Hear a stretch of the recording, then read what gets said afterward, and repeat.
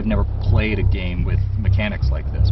It's really a groundbreaking next level VR game.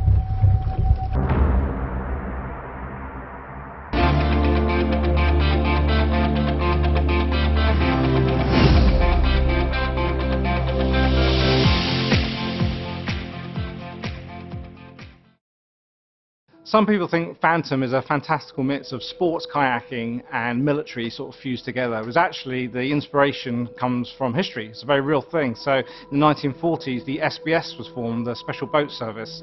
Basically, they were a special group of operatives that were specifically trained for espionage and stealth missions. They used to go across the channel in submarines and launch their kayaks from the subs and make their way inland to various infrastructures for sort of espionage and attack missions, right from taking out German ships, enemy ships, to disabling harbours and various defences of the coast. They're still in use today because basically they're a very stealthy, quiet mode of transport. They go places where people can't. They've got amazing payloads, so you can have multiple people in a kayak, mount different weapons and all sorts. So it's a really effective sort of means of stealth warfare, which ties it in for us really, because basically what we want to do with VR is really accentuate that tension and that feel that stealth can bring. And Phantom is all about stealth evolved for VR. So this setting and that history all came to the accumulation of what is Phantom, and the stealth and the kayak just works beautifully. A core component of a lot of video games is the ability to move around and explore the environment freely, but this is actually something that a lot of VR games don't allow you to do. Or if you can move in VR games, this is often abstracted in some way. So maybe you have to teleport between points, or you might have to push a stick to move, and this takes you out of the experience. So we challenged ourselves with Phantom to try and solve this problem and come up with a way that a player could explore an environment and move around freely. The kayak is a method of moving around an environment that allows you to stay sitting down and comfortable, and it's also completely driven by the movement of your arms. So everything that you do in real life, your character replicates, and it just keeps you in complete one-to-one control of your movement. It's a way of exploring an environment completely freely, completely immersively.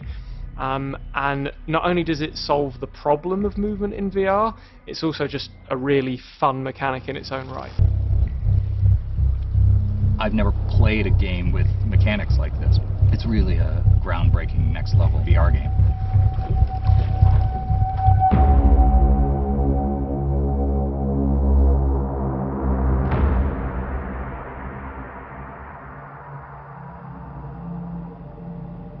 My name is David HAYTER. I'm a voiceover actor. I'm playing General ZHUROV in Phantom Covert Ops. They left me for dead.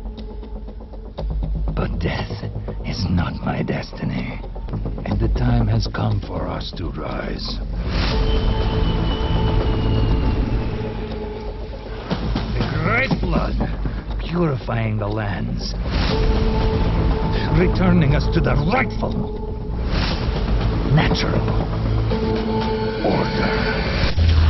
ZHUROV. When I was younger, I always played heroes, and villains are more exciting, more unhinged, and more fun to play. The time for patience is done. Tonight, comrades, we rewrite history.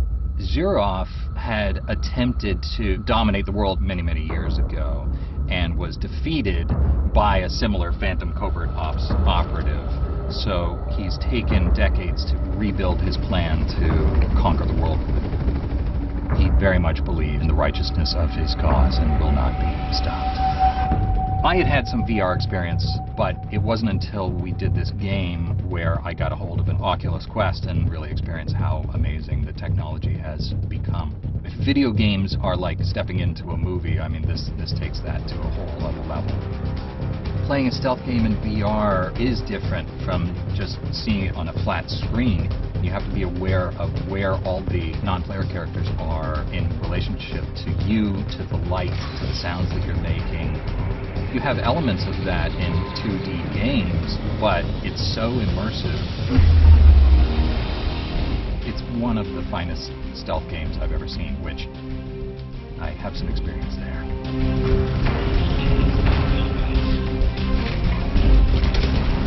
Those who stand before us will be cast aside, powerless against our might. We are vast, boundless, as wild and untamable as the open ocean.